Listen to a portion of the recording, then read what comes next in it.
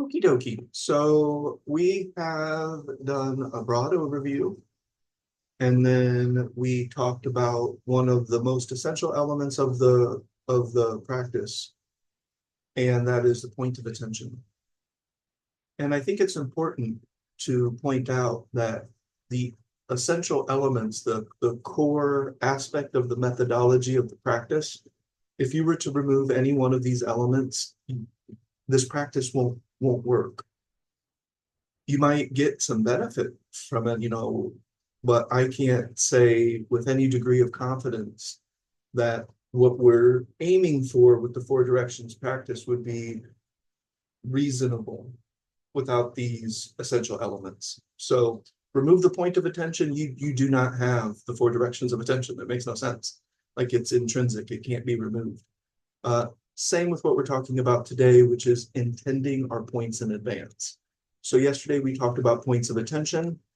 And so I realized this, we went on our little, it wasn't like a vacation, but we're going on a nice little trip to the forest in northern Illinois. And that's when I had that realization that I wasn't doing anything with my mind. So I started to get this idea that I needed to make sure that my attention was deliberate and that my attention was on something. And I didn't have a lot of tools. I was like, well, what the hell do I put my mind on? Like, I don't even know. Like, should I just daydream? Do I like look at stuff? Like how should I do this? I started to use Tai Chi because I noticed one day that Tai Chi was giving me places to put my mind. So when I do my standing meditation, they tell me to listen behind me. They want me to breathe in a certain type of way, stand in a certain type of way, pay attention to my body in a certain type of way. And I'm like, well, I'll just use this. So for better or for worse, I chose to use Tai Chi, and I chose to use other things that I had picked up from some other authors and teachers, and a little bit of Don Juan, a little bit of Eckhart Tolle, a little bit of Malo, my Tai Chi teacher, a little bit of Joshua Grant, a little bit of David Dorian Ross. They all kind of influenced the different ways that I do these things, or the specific points of attention were all influenced by uh, a lot of people. That's how I basically developed my own toolbox. And then we kind of see how the toolbox ends up a unique thing because, as Santino pointed out earlier, we can use ear seeds. Another person may not have ever used ear seeds. It might not be a tool in their toolbox, but to put an ear seed on your ear and kind of touch it to check in, and then that feeling that it creates of relaxation and calmness, yeah, that's a great idea. That's a great thing to put in your toolbox. So that also kind of illustrates how, I give you categories, I give you things that I'm doing, but you can get creative. You can start to put whatever you want in your directions of attention.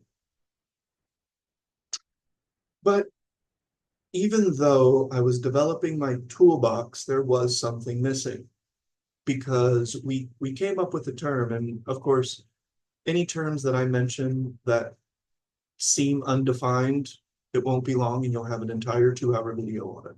But it felt like I was coasting, uh, which means that I wasn't really doing my practice. I would lose my point of attention and I wouldn't realize it for hours later, maybe even days later.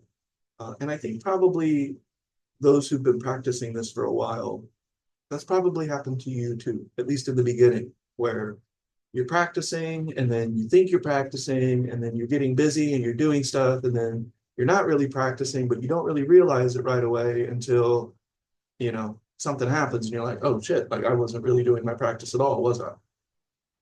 Is that familiar? Does that sound like, has that happened to anybody else practicing over the last 7 years or so? Yes, definitely.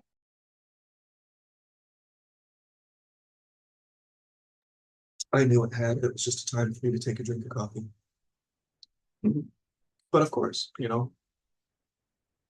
So in putting the practice together, I was like, geez, there is something missing about my practice. And I don't know exactly what it is. And I was working at the movie theater and I realized that I wasn't really setting myself up for success. Meaning I would go into situations, I would go into my day all willy-nilly, you know. I would have to remember my tricks of attention in the moment where I needed my tricks, and trying to remember them was just really muddying up the process. And I'm like, all right, something has to help glue this all together. And it turns out that it's almost, no, it is an essential element of the practice that we need to intend our points in advance. So that's what today's lesson is on. And our friend Jerry has given us the acronym IPA, which is easy to remember for any beer drinkers. But it stands for, what does it stand for? IPA, intentional point in advance. So now this is when we are starting to basically have our toolbox at the ready, right? And we'll talk about this more, but we can actually divide up our day. We can actually, identify areas of our day where certain points of attention will be better than other points of attention because, if we're in the forest and we're tree bathing, that might require different points of attention than if we're in a meeting in a business room, where there's no plant, there's no nature, putting that in air quotes because we're all nature, right? But there's no nature in sight. So you might need different points of attention. Let's say that you're in an area of very little resistance, like you feel really good. You're in your yoga class, and everybody's nice and we're all just like hugging and it's like, oh my God, I haven't seen you in so long. And we're all just, lovey-dovey, everything is good. Well, that might require different points of attention than when you're in a situation where it's not that. Maybe there's this asshole that keeps coming around and trying to make your life difficult and they want to make you miserable. You might need different points of attention in that situation than you need in another situation. And to really glue the practice together and to really solidify it, the more that you can make sure that your point is intended in advance, the better it will work. So when I wake up in the morning, I have a toolbox. I know exactly what I'm going to do. It is pretty much the same thing, it's different, but the same, like same format, but I kind of fill it differently when I wake up in the morning. But I immediately go into my practice. I immediately go into points of attention. And these are all points of attention that I have intended in advance. So if I am going to work, before I go to work, I decide where's my mind going to be on this walk. I don't get halfway through the walk and then I'm like, oh shit, well, my mind wasn't anywhere. And let me put it on the clouds or the sky or the trees or my body. All right, now I'm good. If that's the case, then that's the case. So if you forgot and you need to pick it up halfway through, pick it up halfway through, and that's a big W, big win. But ideally, it would be more beneficial to have these areas, these tricks of attention, these points of attention well thought out, well fleshed out, like exactly what you're going to do, leaving room for adaptation if necessary. But we don't want to always be adapting with our techniques, not always. That could get a little willy-nilly and then it will feel less rooted, less solid. So really intending your points in advance is one of those things that and we'll talk about this term later, but it really prevents what I call the self-hustle. When we're doing something, like we really think we're doing it, but upon further investigation, maybe we really weren't. Maybe I wasn't really directing my attention where I wanted it to be. So making sure that the point of attention has been determined in advance is an essential element of the practice. So right now, I'm doing the same similar points of attention that I was in the last class. I'm still paying attention to the way that my breath is expectorating. No, the way that my breath is moving through, I don't want to get technical. What should I say? Fahrenheit.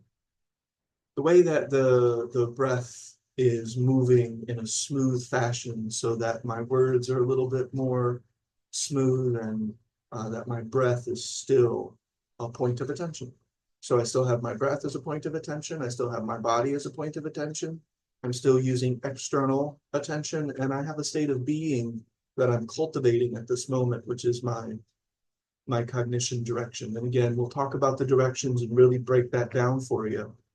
But the directions don't exist without this IPA principle, meaning that how can I fill out my categories of the directions if I don't have these intentional points in advance? So basically, it's walking out of your door or waking up in the morning and having a plan of what you're going to do, or just trying to hope for the best. Like you just wake up and you're just kind of like, hope for the best. I don't think the world that we live in, especially heading into November in this country, is uh, a good environment for that type of thing. I don't think it's going to be conducive to our practice to go in without this solidity. And that's what IPA does, is it glues it together, it brings it together in a way that is more solid, more foundational. It helps to glue your practice. And of course, if it's more solid, if it feels tighter, then it's going to be easier. You can more quickly go back to your points of attention if you have intended them in advance.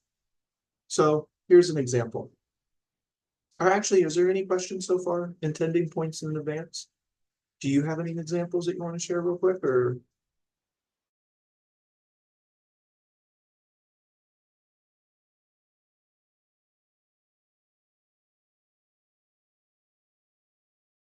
Okay, well, let's just say you're going for a walk, and that's an excellent opportunity for you to do your four directions practice. So you're like, all right, well, I'm going to walk today. What kind of day is it? Right? If it's raining and it's overcast,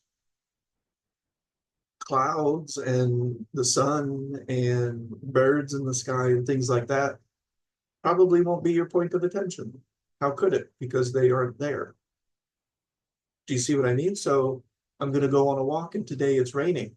So maybe I'm going to pay attention to the sounds that rain makes, because rain makes very distinct sounds in the world when you pay attention to it. You know, the sound of rain going into the gutters, the sound of people stepping in puddles, the sound of the rain just hitting, the hard surface of the road or the sidewalk. So maybe that's one of my points of attention. And then I, want to be aware of my body and my posture while I'm walking. So I'm really going to maintain a certain type of structural integrity. As I walk, I'm going to make sure that I'm going heel to toe, with just a little bit of attention on the sidewalk, because I don't want to step in poop, because it's Chicago and it's everywhere. So you've got to be really careful when you're walking so that you don't step in dog poop. That's a good plan, right? I want to intend that in advance. You don't intend that in advance, you're going to step in dog poop because you weren't paying attention. But you don't need to pay attention to dog poop when you're in a clinic, or when you're in Walmart. Well, maybe Walmart.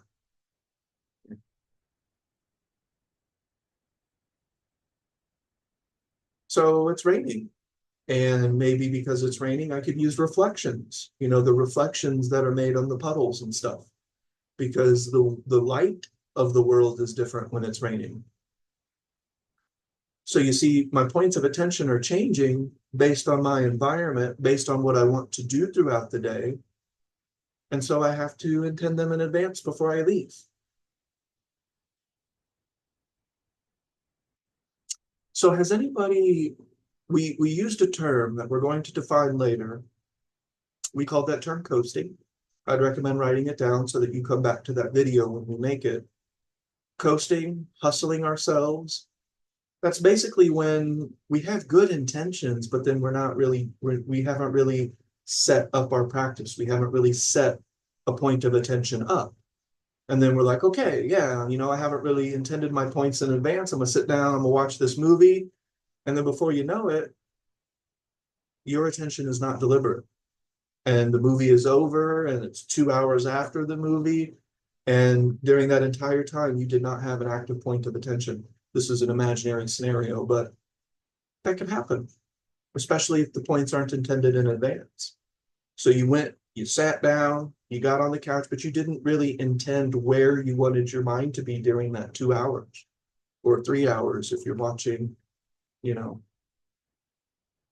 a Martin Scorsese movie or something, one of the long ones. So that's kind of going into the practice haphazard. And is there anybody that would like to share? Have you ever felt the effects of what we call coasting, which is where you're not really engaging your point of attention, but you intended to, you wanted to, but you're just not for whatever reason because it's not. Yes, Yeah. Yes. I differentiate though coasting with forgetting. Coasting turns into forgetting. Sometimes I will change my points of attention when I'm out on a walk, and that's okay. But um, I have to maintain them. I have to hold them and maintain them. Otherwise, I'm coasting.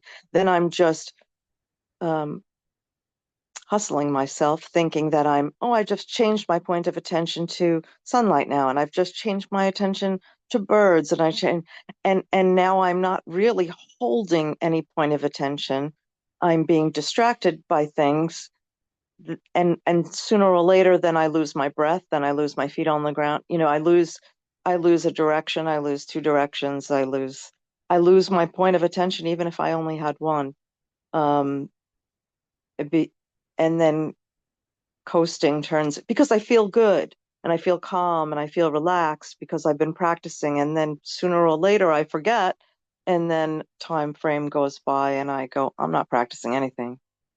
And that was a hustle. It was because of the hustle and the coasting that I lost it. Yeah.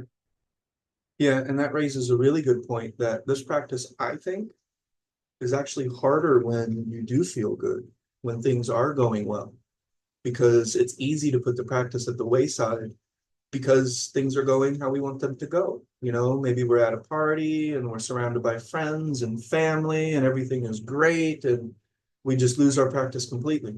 And that may not be a problem. A problem, I'm putting that in air quotes. Maybe you still feel good at the end of the party. Maybe you still feel good for several hours after the party, but your practice isn't there. And the And more often I do yeah, that, the less likely I am to be able exactly. to find it when I really need it. Exactly. So Yep. then I lose the momentum, and then I have to really search for it, and it becomes work. And Mhm. it's much harder to do when you're in the middle of something that it's is less um, appealing Mhm. to find your practice and to have it have any effect. Yeah. Now I'll jump ahead to maybe what we would call a more accumulated practice. Let's say somebody was going into that same setting where there's going to be friends and family, and you're already feeling good, and life is like feeling all right. Things are going well, and, you know, but I want to make sure I do my practice. What can I do? Well, maybe if you're around family and friends and people you haven't seen in a while, and there's a good vibe, why not make that vibe?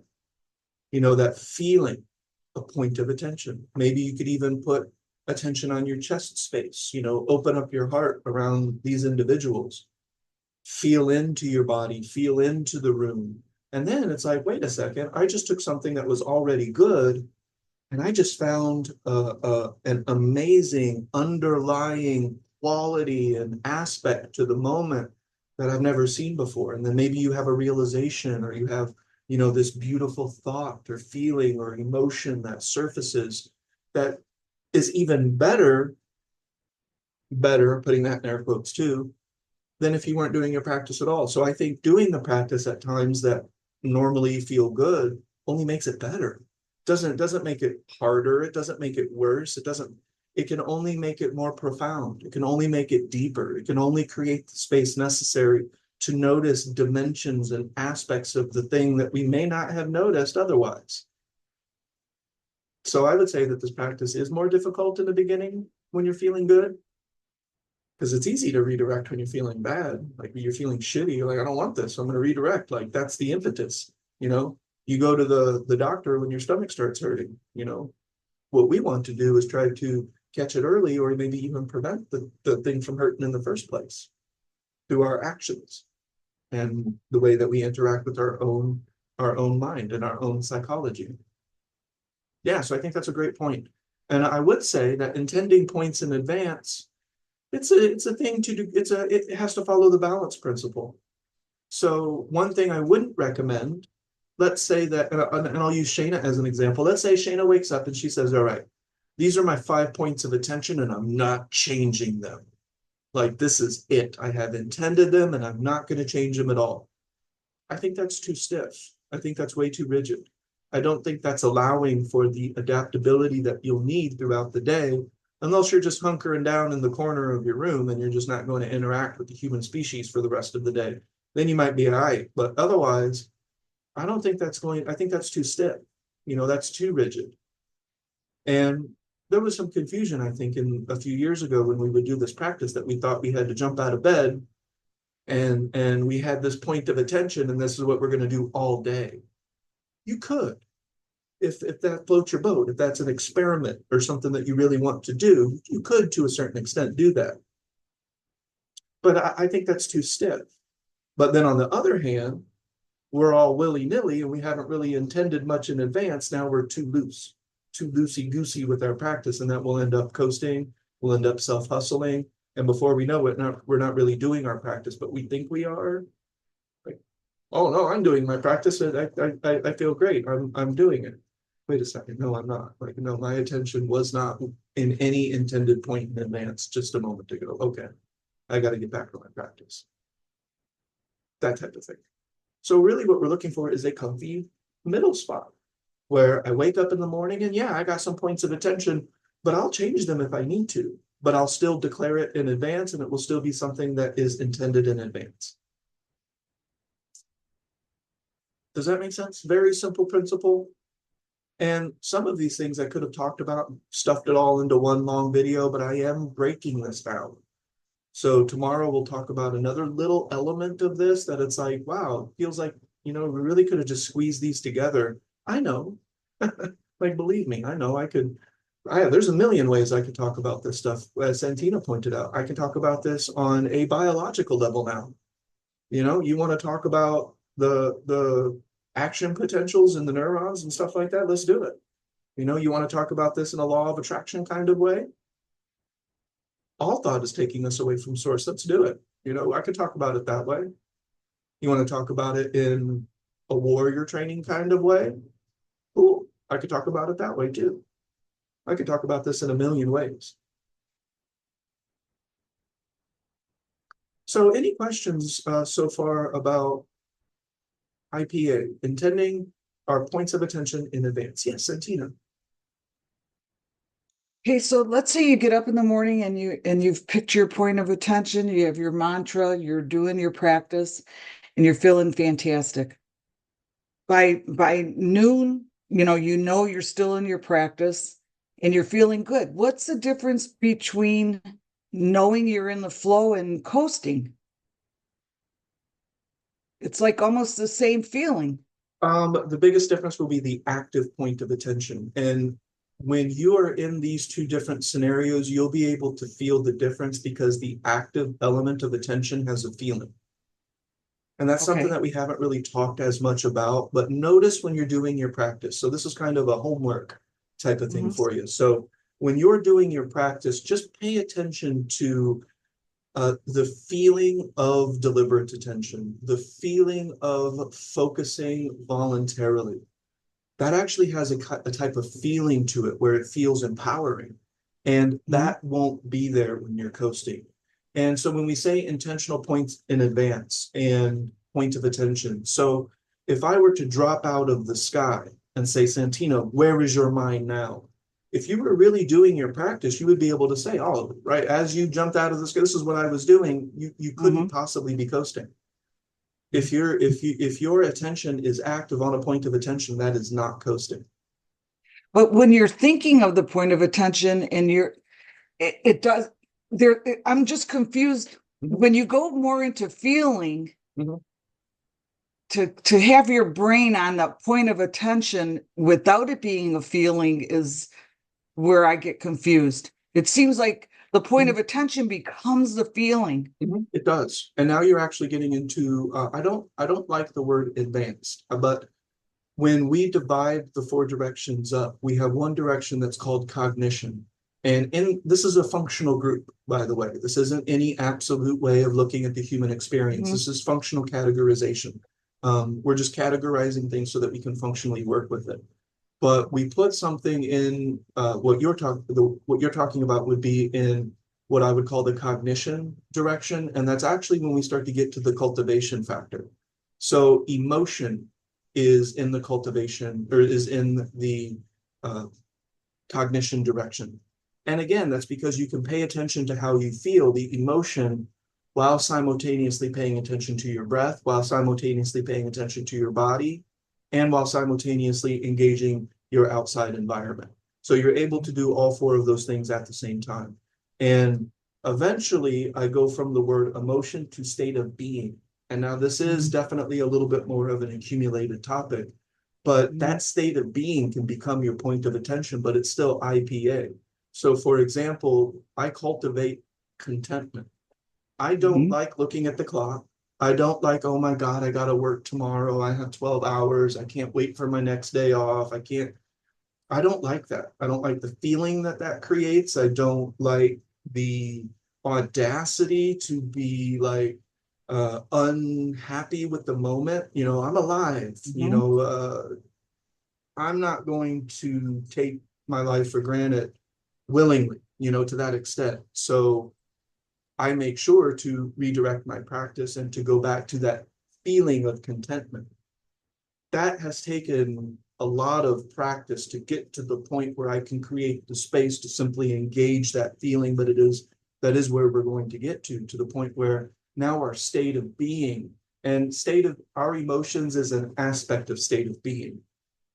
Your current surroundings is an aspect of state of being. State of being has a large degree of fluctuation, but you can still maintain a certain, it's a part of your experience. And so we say that we feel it. And that's where this word feeling comes from, because it's a part of our experience. We can sense our own emotional cocktail, if you will, or state of being, if you will, which has an energy element that maybe emotion does, but isn't as recognizable. So ultimately, Santina, if you are at a party and you're feeling really good and you are pretty good at your practice, you could have 3 points of attention, and one of them is that feeling of goodness, but you got to have your attention there. If you start talking about this, that, and the other thing, and your attention starts going willy-nilly, you're not paying attention to that feeling. It may still exist, but you're not highlighting it. There's a difference between it simply existing in the background and it being charged with your attention, it being enlarged and starts to move because of your attention. Remember, E leads chi, where the mind goes, the energy flows. Does that make sense? So even when you're in a flow state, I'm aware of the overall flow state, and that is still a point of attention. I'm not mindless. Does that make sense? Yes, thank you. Okay, cool. And if more questions surface from that, we will have like a whole discussion on these types of things. And that would be the self-hustle too, is we go into the party and we're like, we feel good and I'm going to pay attention to this feeling. Are you? Like, is our attention really on that sensation as acutely as it is a different point of attention? Is it actually being charged with attention? That's actually how we get the word coasting, because we think we are, but we're actually just really not holding any valid point of attention. And it starts to gain momentum. The not having your point of attention starts to gain momentum.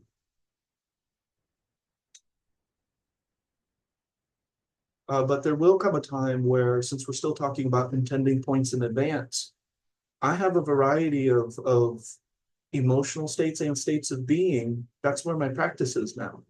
That's what I do with my practice, is I cultivate states of being. And that state of being, that's not willy-nilly. No, I want to cultivate contentment. I know what that feels like. And guess what? I know when it's not there. I can't hustle myself. I can't be like, yes, I'm really content, but I really want to punch this guy in the face at the same time. No, no, that's not the same thing. Now we're just hustling ourselves. We're telling ourselves one thing where the moment is presenting quite differently than the way that we're thinking about it. That's usually what hustling yourself is. The moment is presenting itself in a way that is actually quite different than the way that you think it's presenting.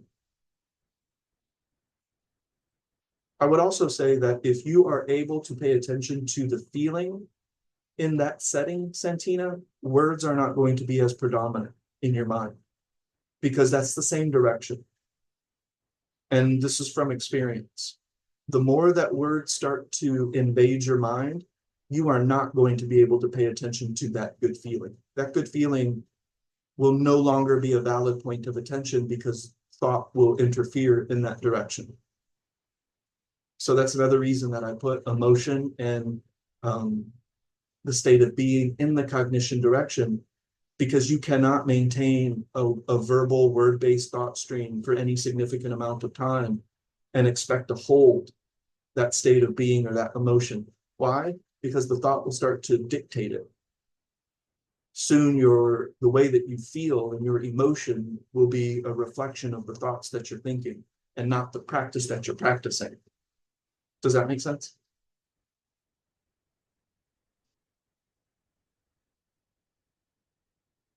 And we will have, like I said, individual topics on coasting and segmenting, but this is just the bare bones elements that if you remove IPA, we're not doing the four directions really. It's very willy-nilly, very, very flimsy at best. It's hard to expect something to work if we're not really doing it, you know. Donna, did you have a comment or question? Yeah, I was going to say, I think that the internal self-dialogue is the way that you can tell the difference between coasting and a feeling. When you have a feeling and you notice the feeling about something while you're practicing, it doesn't have to have words associated with it.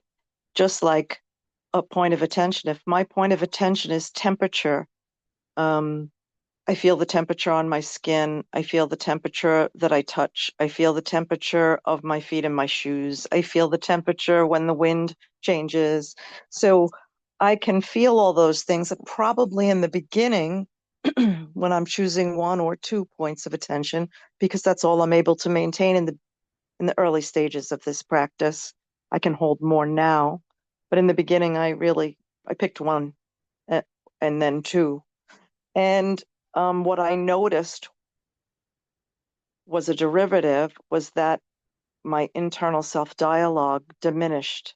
I didn't have to think about what the temperature meant. I probably did because I had a lot of internal self-dialogue then. So slowing it was a derivative that I felt that I liked because I created space when my internal dialogue slowed down and I was able to hold my points of attention longer. Now I can think the breeze is wonderful. I can think the warm breeze is wonderful. I could think the cold breeze was irritating, but the as little dialogue as possible. I could still feel those things. I could feel a state of being, and it didn't always have to be joyful. I just noticed that there was less internal self-dialogue, which gave me relief of tension, and I noticed that state of being. When you're coasting, the tension starts to increase. It's like when you're riding a bicycle and you're able to coast. You don't have to pedal the whole time. And when you coast, the bicycle eventually starts to slow down. That's the same thing with the practice. When you're coasting, you're not really doing anything, but you feel good. It's a nice walk on the beach and you feel good.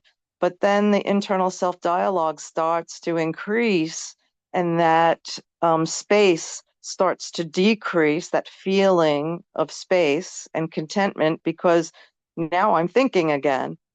So that's the difference to me. I don't know if that helps Santina. That's how I discern it. I think that's a great discernment. And then that reminded me that that's also a key feature, Santina, of coasting is that you don't really know it until you realize it. Right? You don't know that you're coasting because you have lost your points of it. You're not really paying attention to yourself as much anymore. You're not really paying attention to the moment as acutely. And then before you know it, you're like, oh my gosh, like I've just been kind of, you know, moving along without my practice. And what Donna is getting to is a very major point, and definitely something that we'll talk about more as we go along. But that is one of the primary things that this practice is looking to do. You know, we have four primary derivatives that this practice will yield. And one of those is interrupting, elongating, and then maintaining gaps in the overall volume of thought. And by thought, I mean talking to ourselves in our own mind. So Donna's spot on. I think that if you suspect that you're coasting, you're probably thinking. Like there's probably a lot of words going through your mind at that moment, right? So that is usually a key indication that if this is just churning, I can almost promise that you're not paying attention to that feeling that we were talking about. State of being, forget it. No, there's no way. You're not paying attention. You're not actively engaging state of being while just the thought is, you know, the mind is churning butter. You know, that's not that. Those are opposite things that so they don't really jive. So that is an excellent point. If we Except want in the to, yes, beginning, I did use self, because I couldn't just and we'll shut talk off my about that. internal self-dialogue. So Yeah, my internal self-dialogue was more about my points of attention. of course. Yeah, And that was okay. I couldn't declare war on it because it made the practice impossible. I couldn't just right. shut it off like a No, radio dial. And I still I still have words. of course. Um, they're just far fewer. Balance. Yeah. All right, Santina. Yes. I'm still a little conflicted because when you're in that a state, let's say of flow, your focus is not on me. It becomes on everything. So when that happens, how can you maintain your point of attention when it's dissolved? I'll show you. So let's do a new whiteboard. And I'm going to use Whiteboard Classic. Santina, you've raised a very valid point, and it does take us a little bit slightly beyond the scope of what we're talking about. But I'm going to draw four directions, and this, of course, represents our four directions of attention. What we end up doing in the beginning is we have to slowly, as Donna pointed out, we maybe start with just one direction. And I put internal arbitrary. I probably should have put external first.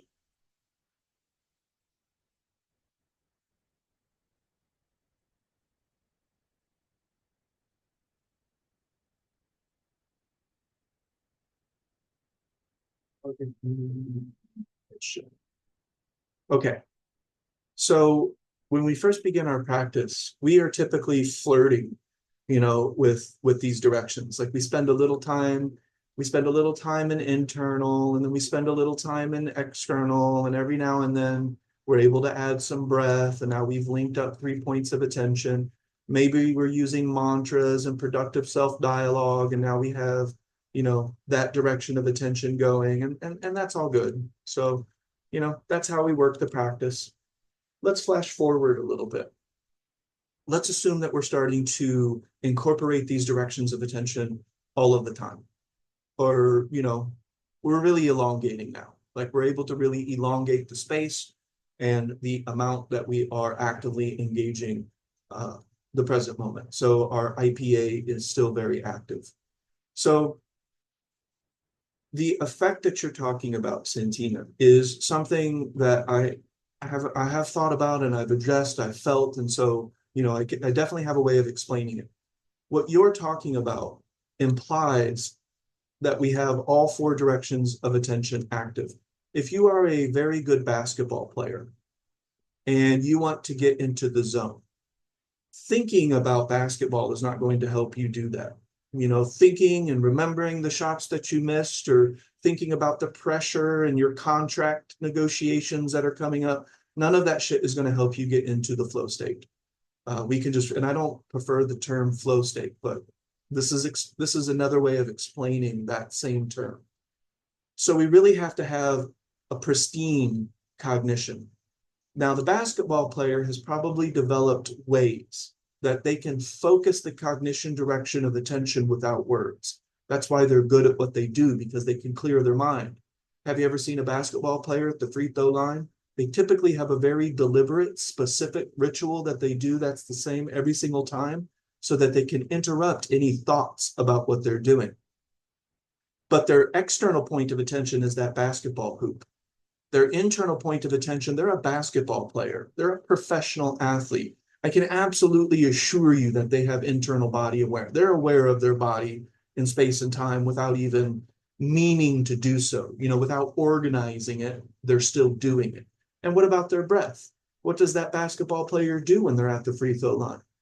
They take possession of their breath. Notice a basketball player, they'll usually take like a very deep exhale right before they shoot the ball. They do their little ritual with their breath. They're doing the 4 directions of attention at the free throw line. That is the 4 directions. And why are they doing it?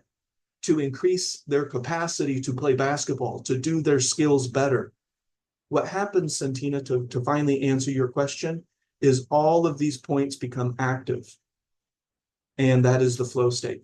The flow state itself is your point of attention. It is no longer these individual little things.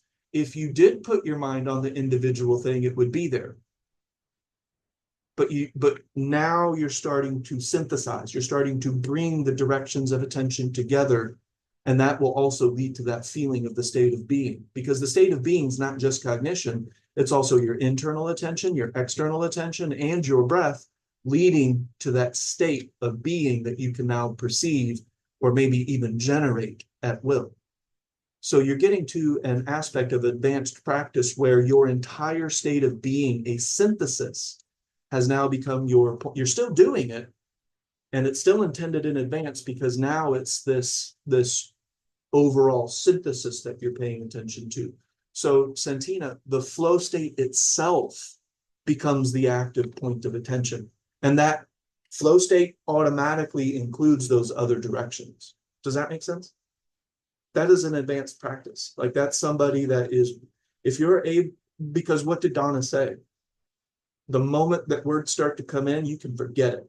So what we're saying is also implying that a person is able to clear internal thought processes to the point where they can actively and purposefully and maybe even deliberately by choice enter that state of less resistance, where the mind, the body, the spirit are all working in cahoots at the same time. That's running into the burning building to save the baby. You do things that you never thought you could do. And afterwards, you're like, I don't know why I did it. I don't know how I did it. I don't know any of that. I gained superhuman strength and superhuman speed and superhuman ability that I could not do on demand. And that has a lot to do with sympathetic response. It also has to do with energetic response. So there's a lot of things that are going on, but that flow state is the momentum of the practice that we're looking for.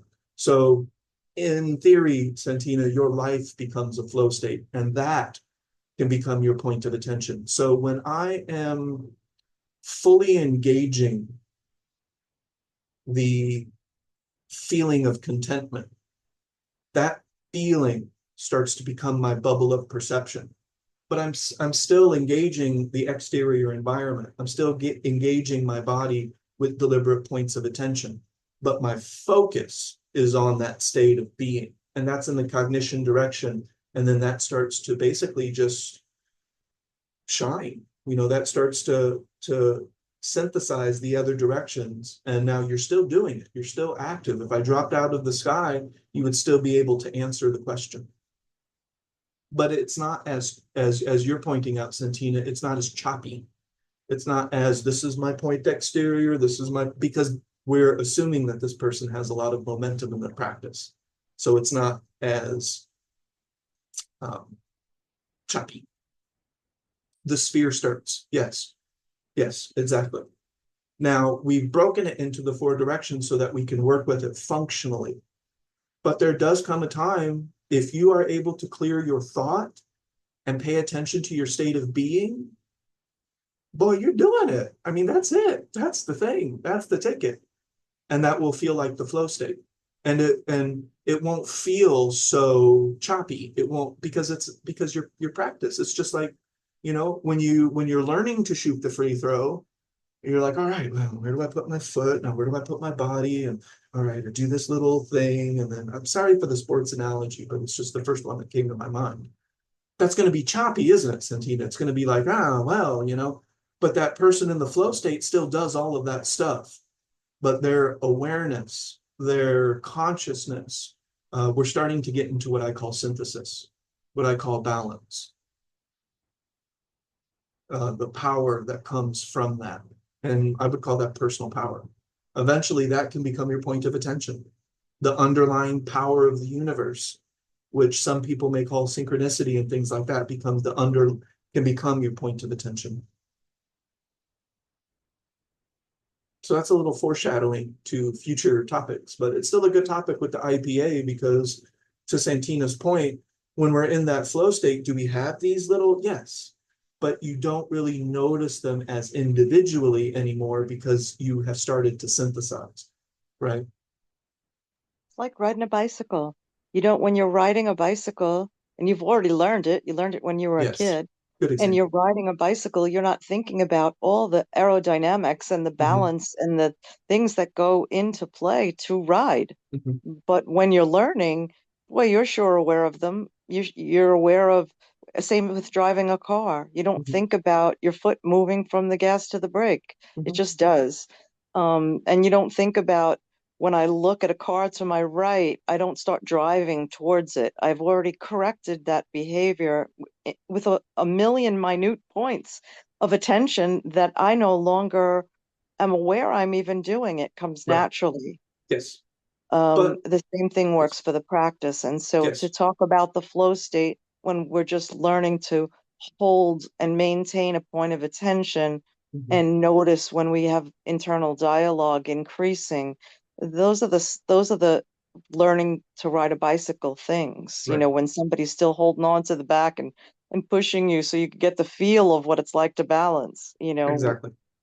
they're discussions from completely different places in the everything is 2 degrees, we Mhm. get that, we get better at it 2 degrees, but Yes. you are practicing even though it's choppy and even though you're remembering and forgetting. And that was a big aha moment for me in the beginning of the practice, was every time I went, oh crap, half a day went by and I'm not doing my practice. Instead of beating myself up about that, I realized, as soon as I realized that, I am doing my practice. Yes. I'm aware of the fact that I'm not doing it, which means I'm learning how to do it. It's the same as those early stages of riding a bike. I can't get frustrated about how far I am from where I want to be. I have to be dedicated to noticing when I am doing it and when I'm not. Mhm. And it's a win every time you remember. Yeah. Yeah. I think that's really a great way of looking at it.